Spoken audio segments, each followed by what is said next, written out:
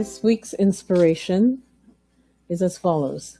Lena, the gray-haired elder, walked with Robin through the meadow searching for sweet grass. She moved slowly, with gratitude in every step. We take only what we need, she said, never more than half.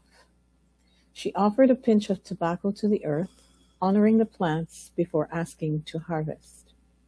It would be rude not to ask first. Her grandmother had taught her if we use a plant respectfully, it will stay with us and flourish. If we ignore it, it will go away.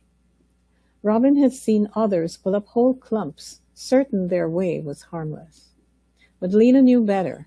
Right tending keeps sweet grass thriving.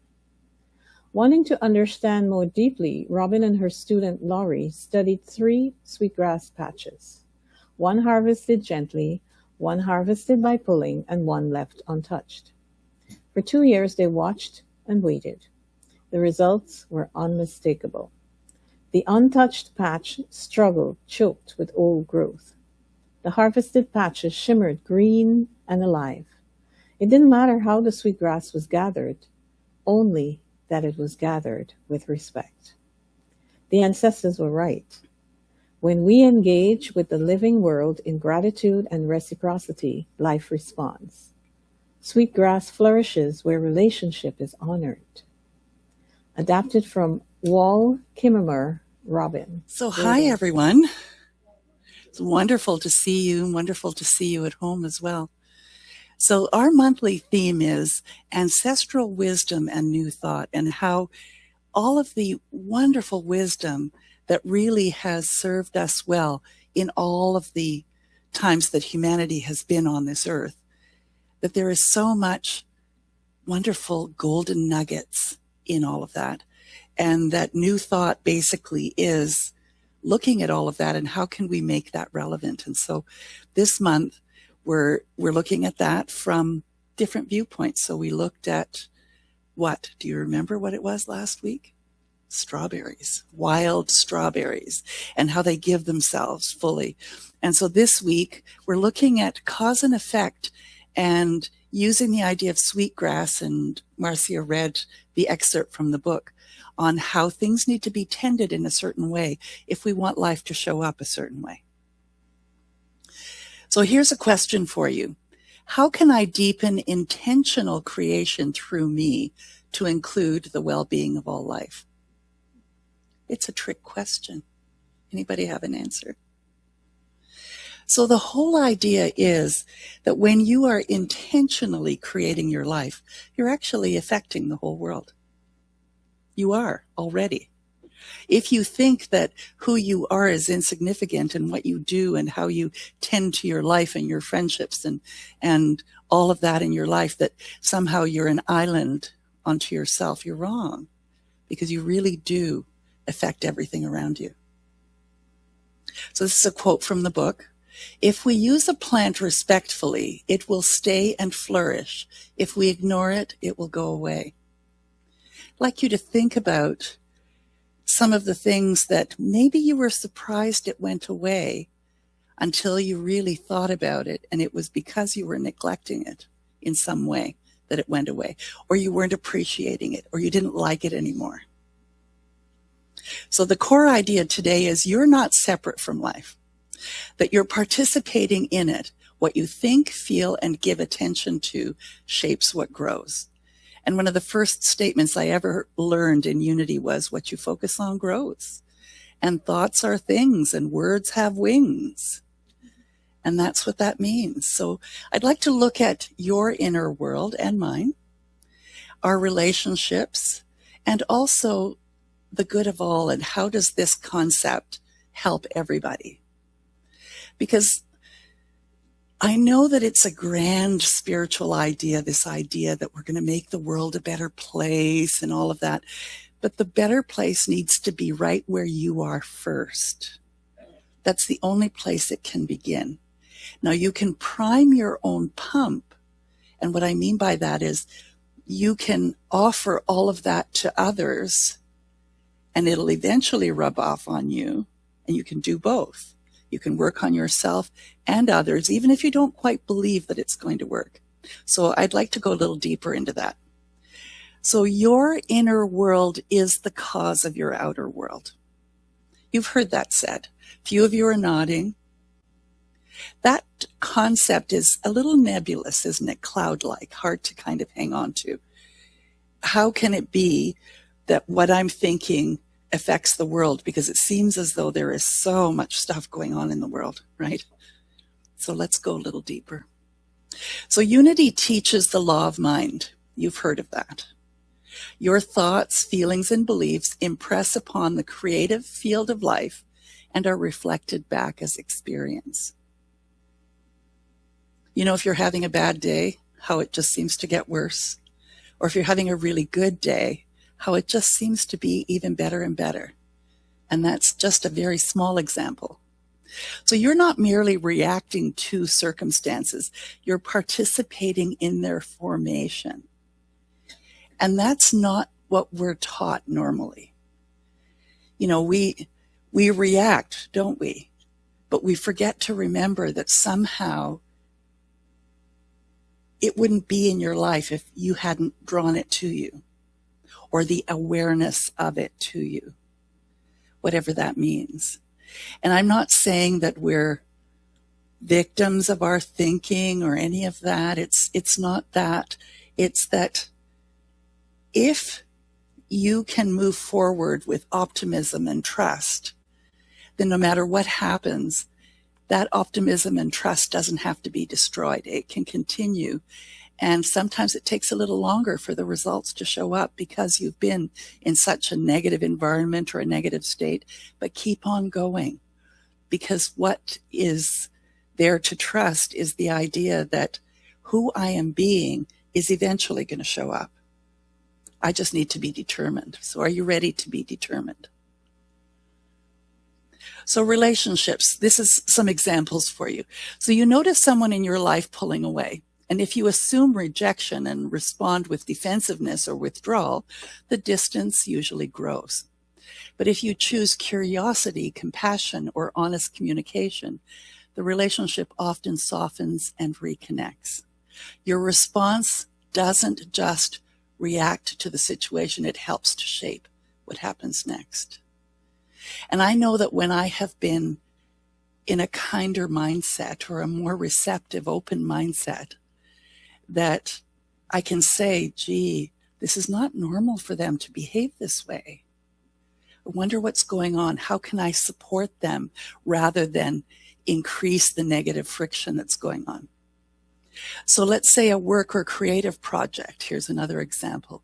If you're feeling overwhelmed and doubtful, you keep telling yourself, this is too hard, or I'll probably fail, or I might as well just give up. You're right, and the outcome reflects that. And if you approach it with, I'll take this one step at a time. I'm open to learning as I go. You create different results. And those are just simple little phrases, but it's a mindset, it's a consciousness. So your mindset becomes part of the outcome. Does that make sense? And I know that I'm telling you things that you know and you've already studied or learned or read, but for some reason, it doesn't always land in the middle of a chaos, does it? And to remember it during those times. So here's an example of a personal challenge. So you face a setback. Maybe it's an unexpected bill or a health issue or a disappointing result. Relaxing into the truth opens new possibilities. In other words, how you respond shapes what happens next. You're not just responding to what happened, you're influencing how it's going to unfold. So, you know, a personal example for me, I had abdominal pain for like 5 years, sometimes so debilitating. I couldn't get out of bed for 8 hours. And I kept praying that something would show up. Well, it ended up being that I had to have surgery to resolve the problem, but it wasn't easily diagnosed. And so for many years, I had all this trouble. And when I had to have the surgery, which was an emergency surgery, I could have looked at that and said, boy, this is a real setback that, I have to have this surgery.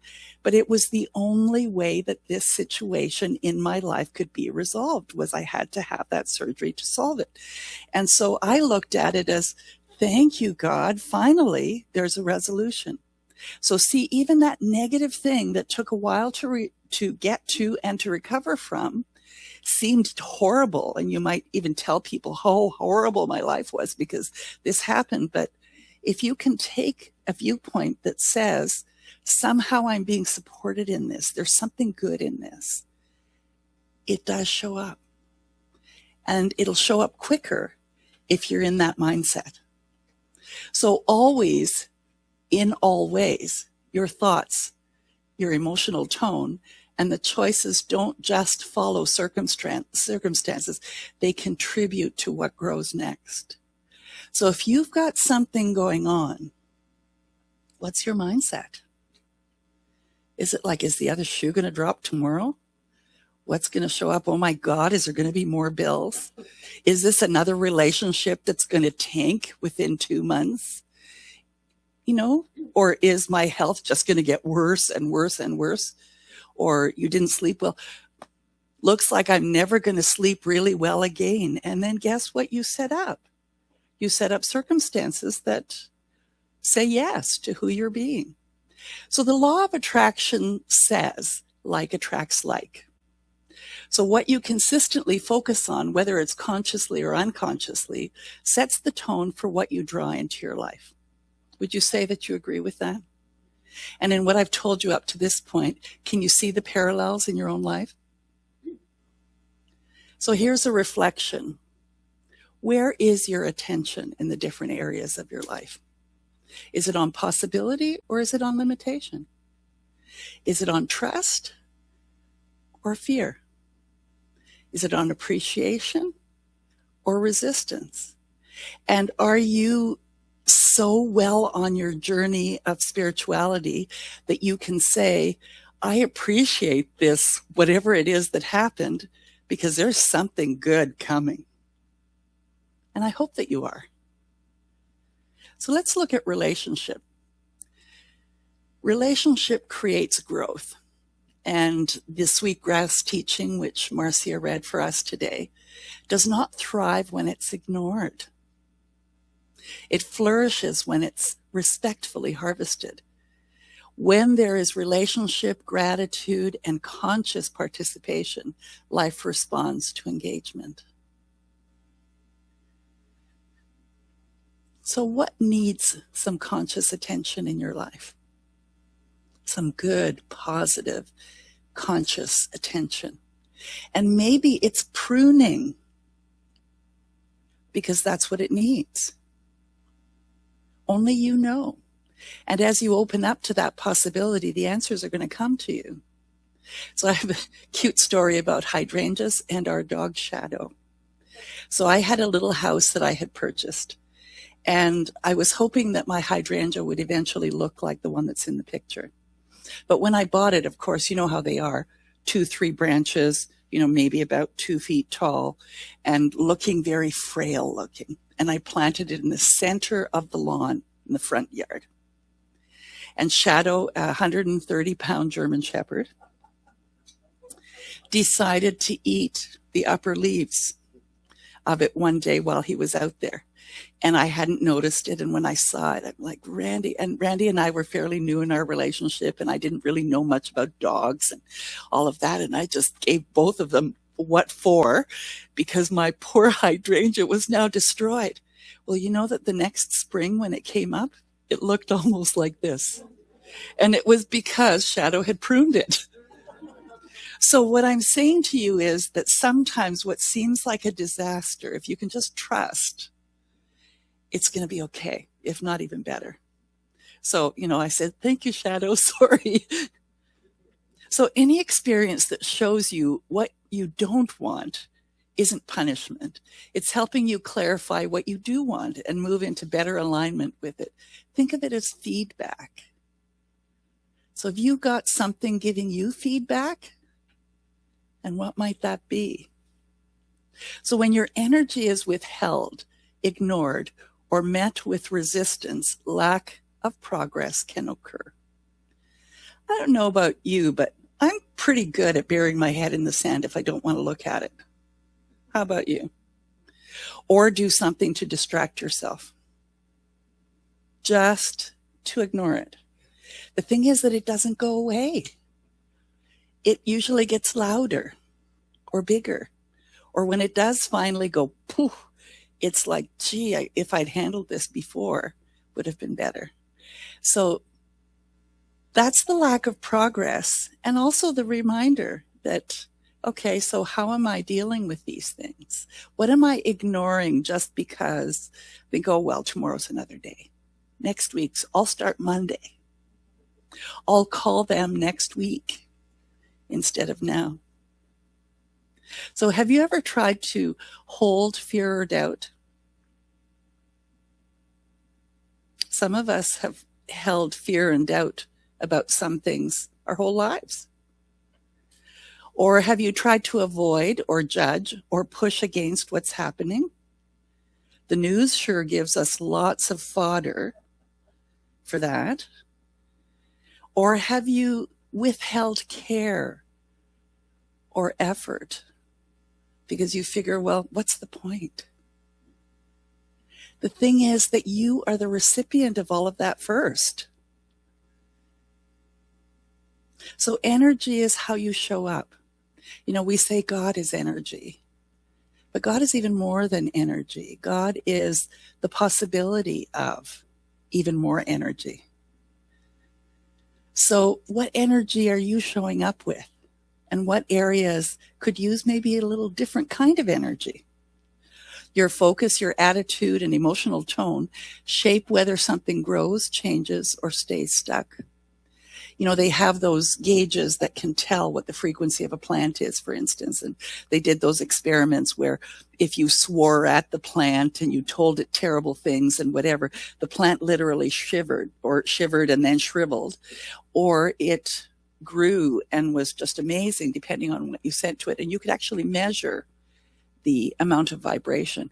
That's the kind of impact you have on your life and the people in your life and the circumstances in your life and even the things that you're doing. So it's a wonderful time to start thanking everything, even if it's just feedback of, oh, I've forgotten and I went on a different tangent than I should have.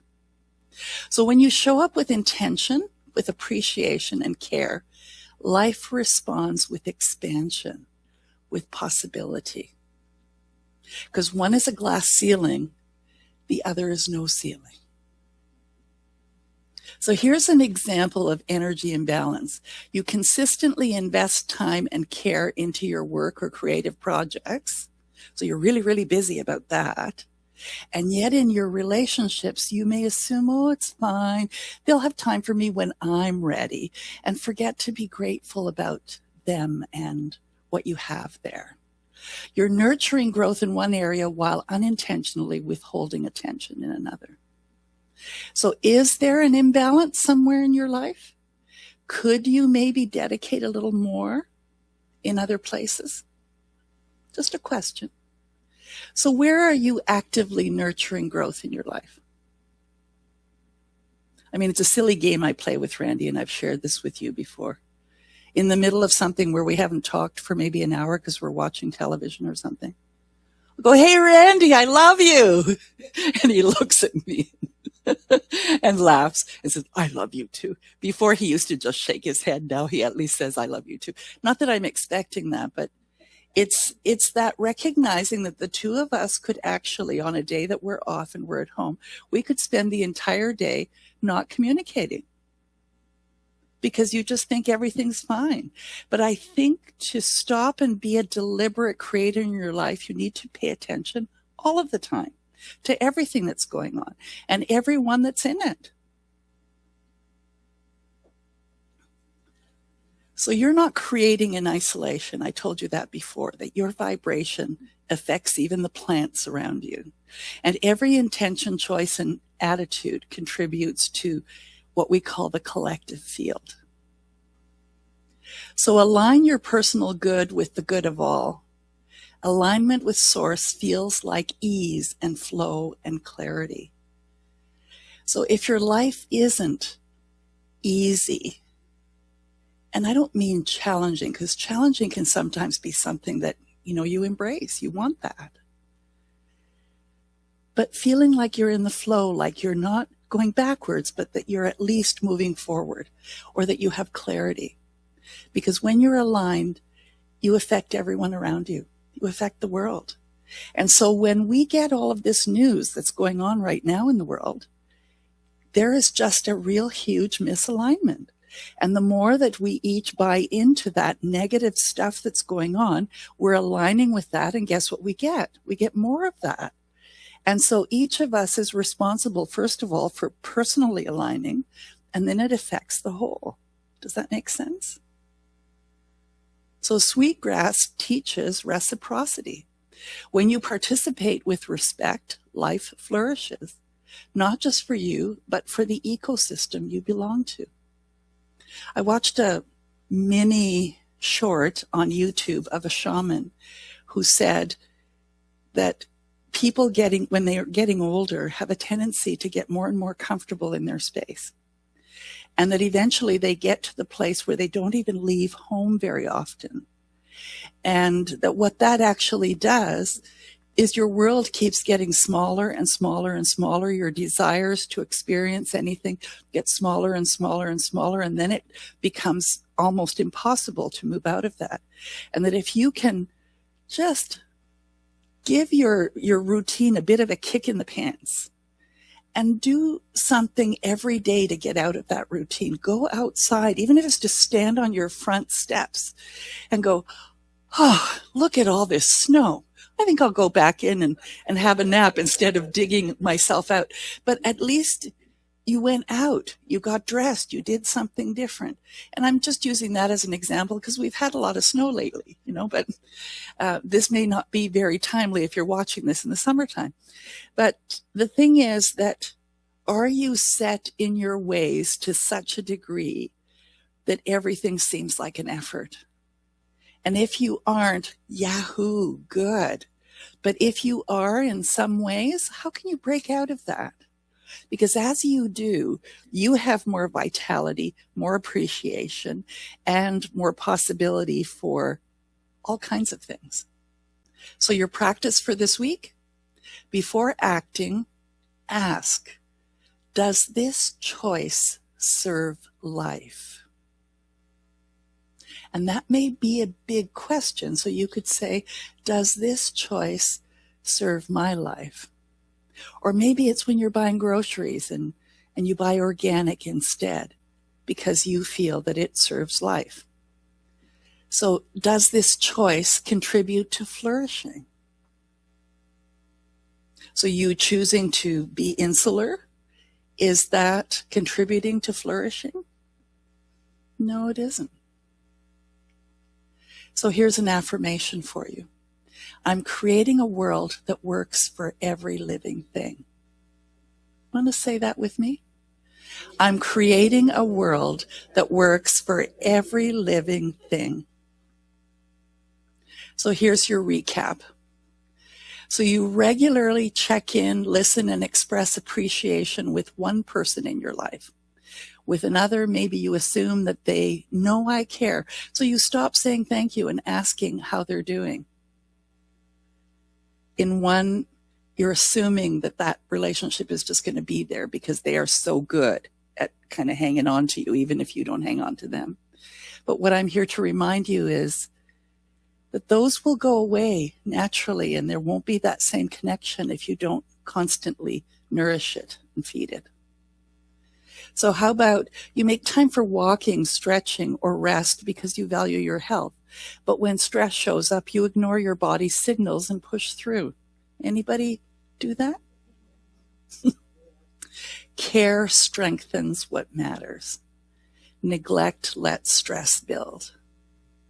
So the burying the head in the sand, being a really good ostrich, for the moment is kind of something you can say, yay, I was a good ostrich today and buried my head in the sand.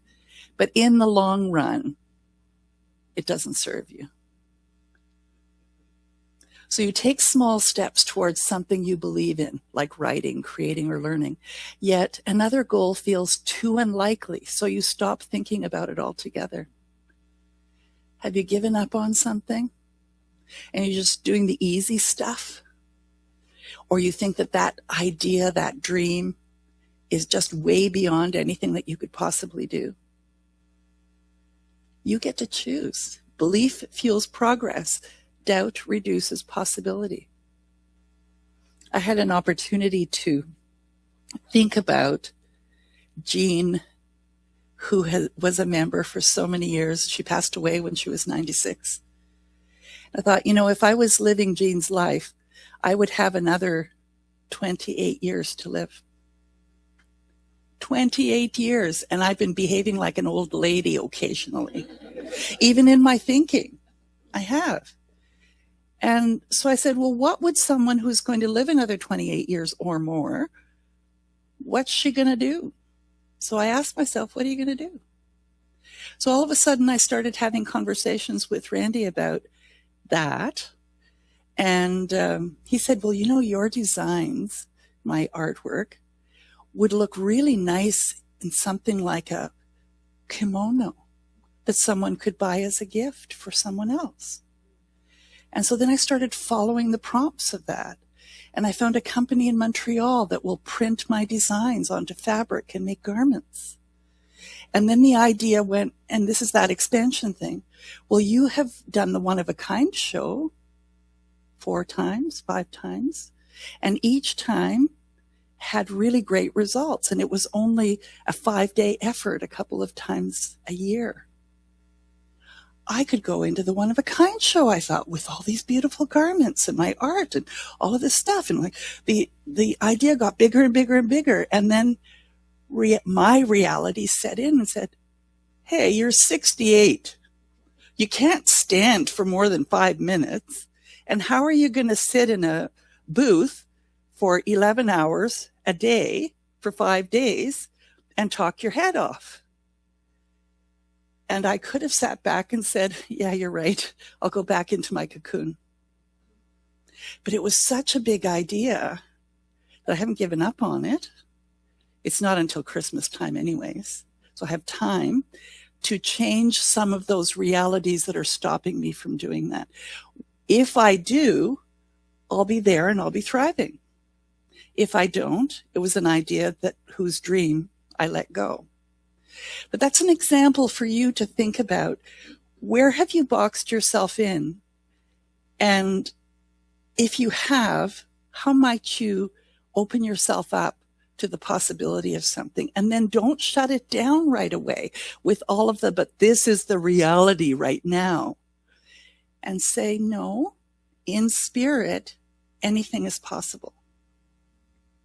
So the bottom line is, what you give attention, gratitude, and belief to tends to grow. What you stop showing up for slowly disappears. So, this idea of this One of a Kind show and all of that. So one of my greatest inspirations for creating garments in my adult life was a woman I worked with. And she's about 10 years my senior, so she'd be 78 now. And she would see things that I had created because we worked in the same business, in the beauty business. And she was a bigger woman like me. And she said, I love your things. Would you make me something? And I said, I don't like doing commission work because that boxes me in. I'm too much of an artist. I need to just make what I make out of the sheer joy of making it. And if you like it, you can have it. So I said, this is what I'll do. Every time I make something new for myself, I'll show you. And if you want it, I'll sell it to you. Well, that started me on this journey of a relationship with her. And she probably bought, I don't know, 40, 50 garments, coats, things over the 10 years that I knew her. And so as I'm thinking of this One of a Kind show, and we're 2 old girls now, right? 68 and 78. I called her and I hadn't talked to her for a couple of years. And we chatted for a while. And then I said to her, because she loves trade shows and she's lost a lot of weight and she's a lot more fit than I am. And I said, would you be interested in working with me if I decide to do this booth thing at the One of a Kind? She said, absolutely. When are we going? And I thought, when you open up to whatever it is that shows up that seems like it's way too big or too good to be true, there is all kinds of people and ideas and resources and things that will show up for you. But it won't if you don't open to it first. So I don't know what I'm going to do. I may just decide that this was a really fun exercise and I won't do it, but that's okay. What did I learn in the process? I learned that I had put myself in a box. I didn't think I was. I thought I was kind of pretty expansive. But when I embraced this idea of perhaps another 28 years, what do I want that to look like? That is going to guide my days. So we looked at your inner world and who your being shows up in your life. We looked at the relationship you have with things needs to be tended to if you want to continue to have a good relationship. And when you are being good for yourself, you're being good for everyone.